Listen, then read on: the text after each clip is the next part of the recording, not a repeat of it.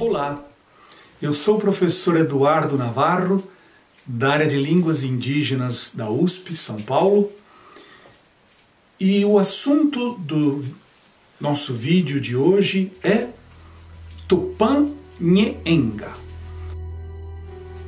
A lição 7 do nosso método moderno de Tupi Antigo. Nós vamos começar então nossa aula lendo essa lição que vocês podem acompanhar pelo seu livro. Marampendereira. Qual é o teu nome? Aimbiré. Teporanga.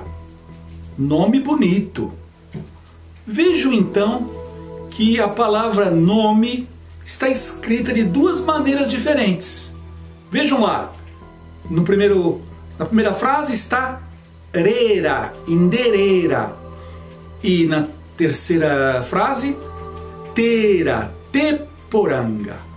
Teporanga. Isso porque na composição a sílaba átona cai, né, quando nós vamos compor o substantivo com um adjetivo. Então a sílaba átona vai cair, certo? Então, na primeira frase ficou rera, na segunda, tera. Observem bem. Vamos continuar. Tuba, Taira, Espírito Santo, rera, pupé. Em nome do Pai, do Filho e do Espírito Santo. Vejam, nós estamos lendo um texto missionário, estamos lendo um texto quase original do século 17.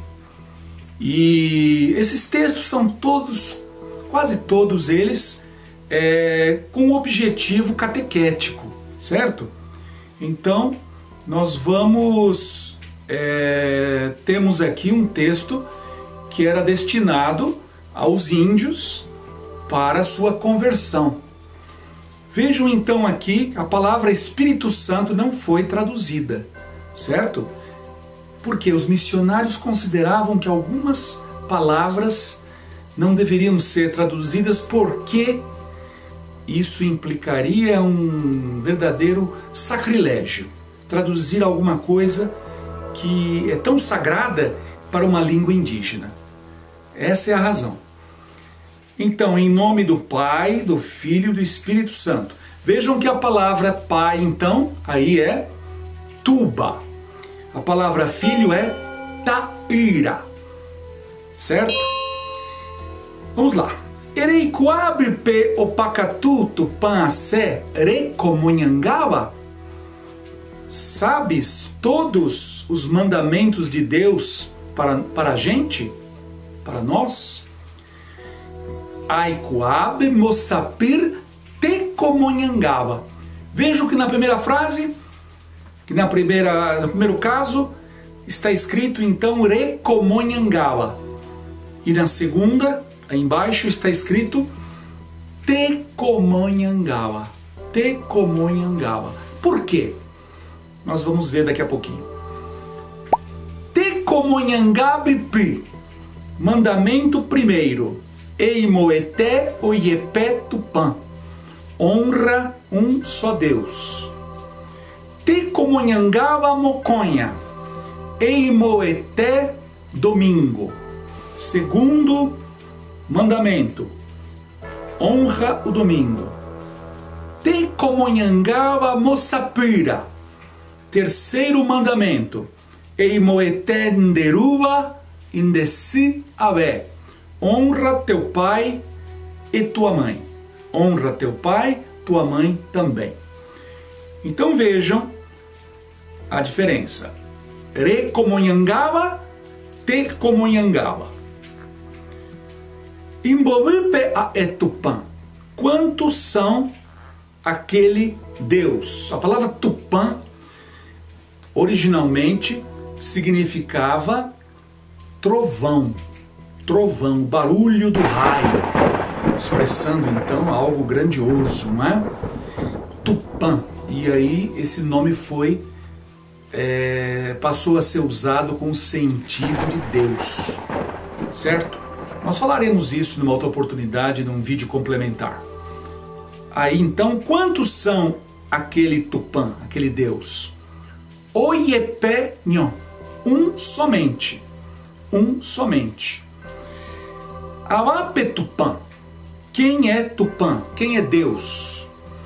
Opakatu Mbae Tetiruan Monhangara. O Criador de todas e quaisquer coisas. Todas então é Opakatu. Tetiruan é quaisquer. Maram marampe ae mosapirava iwakguararera. Quais são os nomes daquelas 3 pessoas celestiais? Tupantuba, Tupantaira, Tupã Espírito Santo. Então, Deus Pai, Deus Filho, Deus Espírito Santo. Oikuabe penderaira, Tupã Asere Comonhangawa.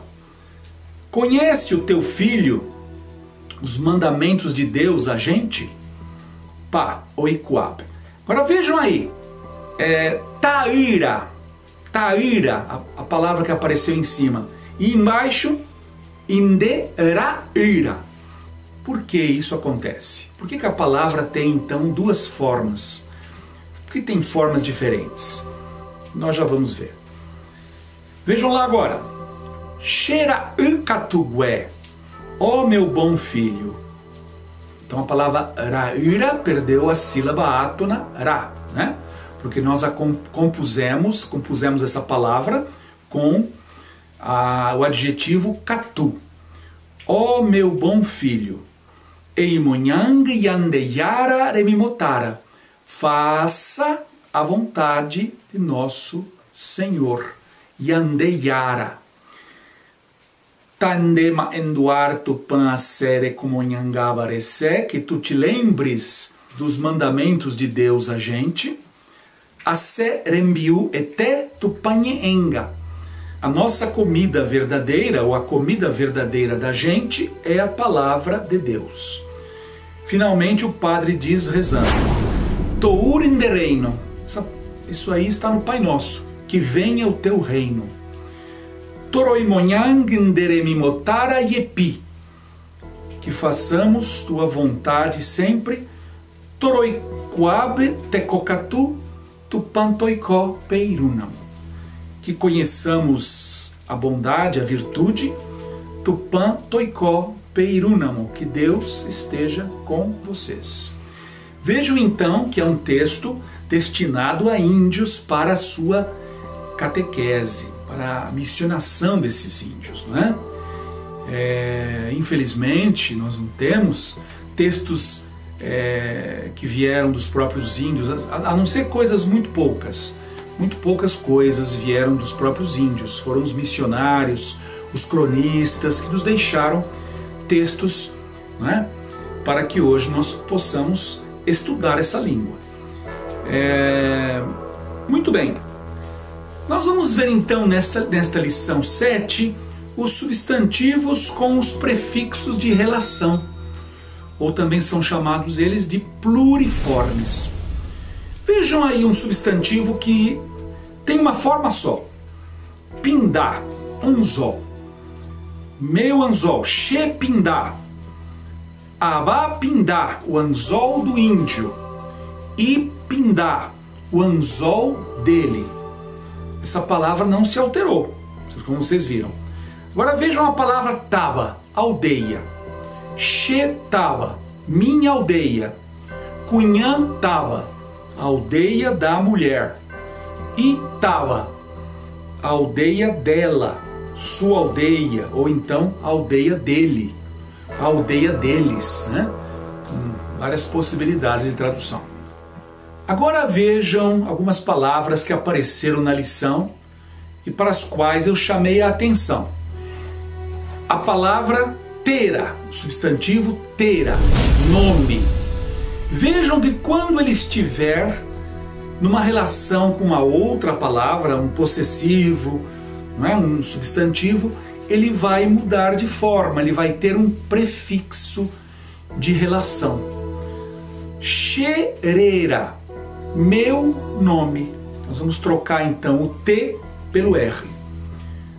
Nome da mulher, o nome da mulher. Cunhanreira.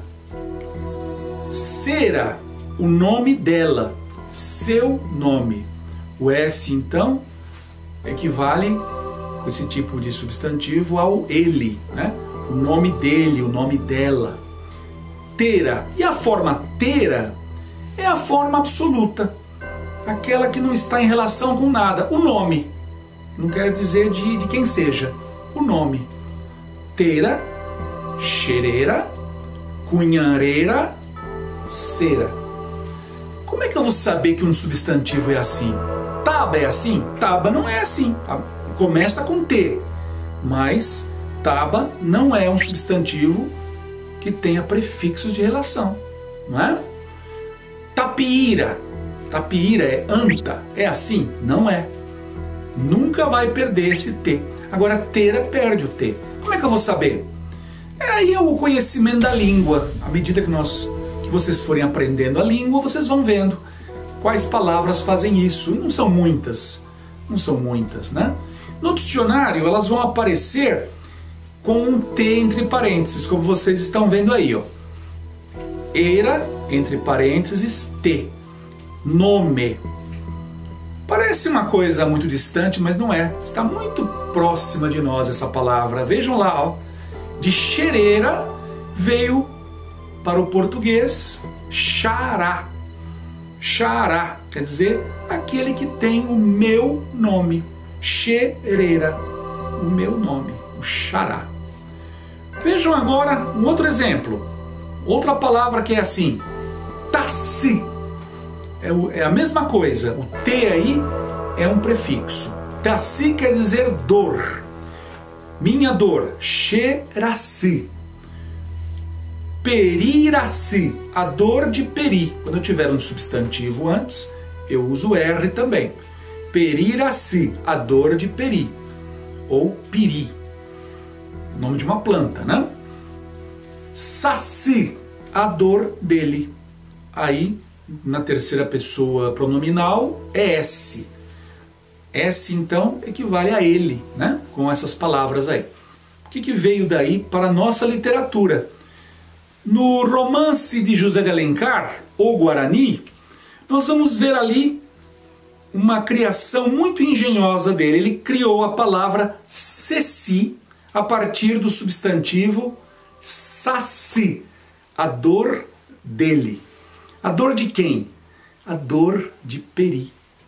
Saci, ceci, era o nome abreviado de Cecília, pela qual o índio Peri era apaixonado. E ela então perguntou a ele: por que você me chama assim? E ele disse que Saci, Ceci era um nome que ele tinha dentro da alma, né? Quer dizer, a dor dele, a dor da paixão não correspondida.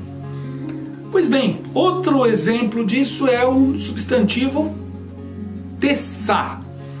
Tessá significa olho, olho. Vejam lá então, ó, meus olhos ou meu olho. Xeressá. Cunhanressá, os olhos da mulher.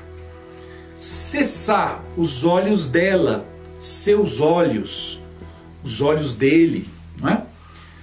Então, quando que eu vou usar tessá? Quando ele estiver sozinho, sem relação com nada. Os olhos. Tessá.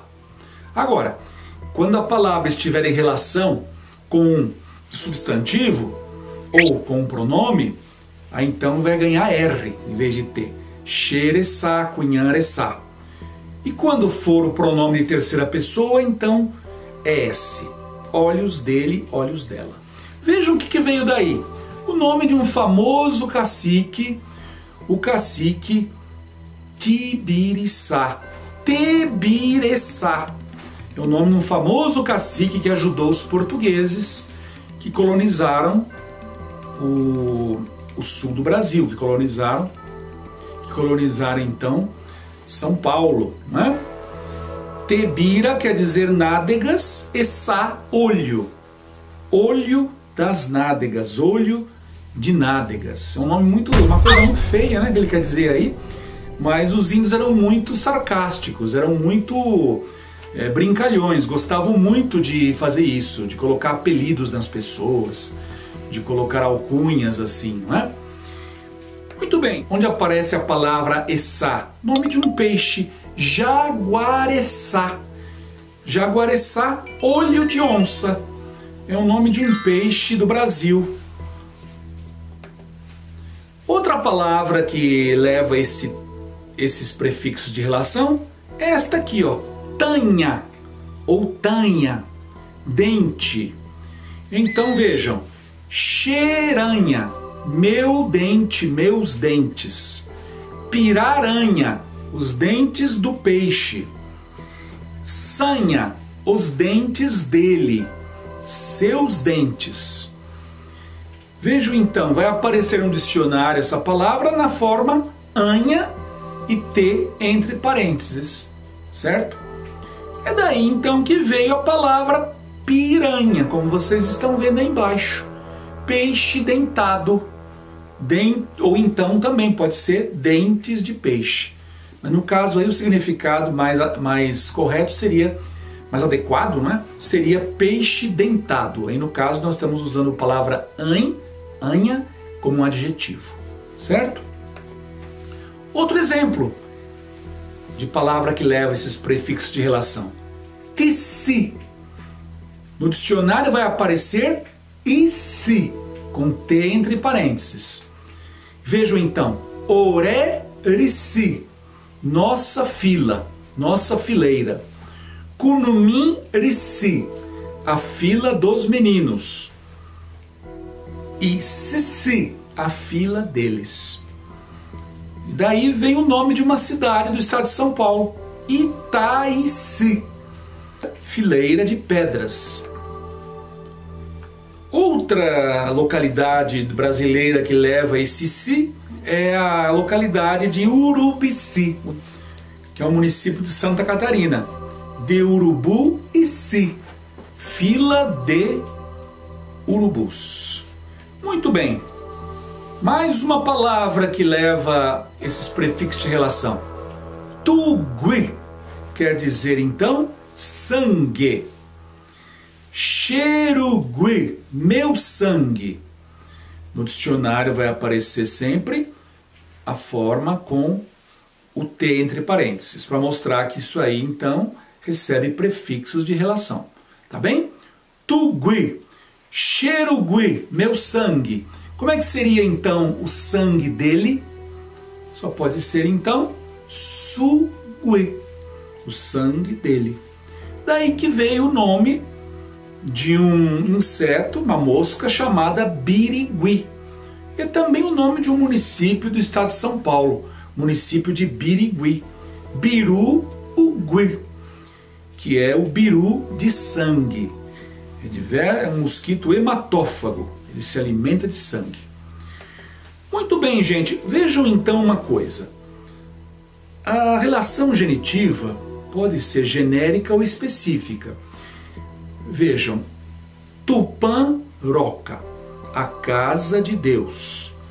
Neste caso aqui, eu mantive o R, que vai ser exigido aí, porque nós temos uma relação específica, a casa de Deus. Agora, se nós quisermos fazer uma composição entre Tupã e Oca, nós diremos Tupã-Oca, casa de Deus, igreja, em sentido assim bem genérico. Aqui embaixo vocês vão perceber, Taturapé, o caminho dos tatus, e Tatuapé, caminho de tatus. Vejam então, quando nós temos uma relação genérica, nós tiramos o prefixo e qualquer sufixo que exista. As palavras vão se encontrar, os dois temas se encontram, tá bem? Quando nós queremos dar uma ideia específica, nós não fazemos uma composição com relação genitiva. Muito bem, No próximo vídeo nós daremos continuidade a este assunto e desejo então a todos vocês um bom estudo. Até lá!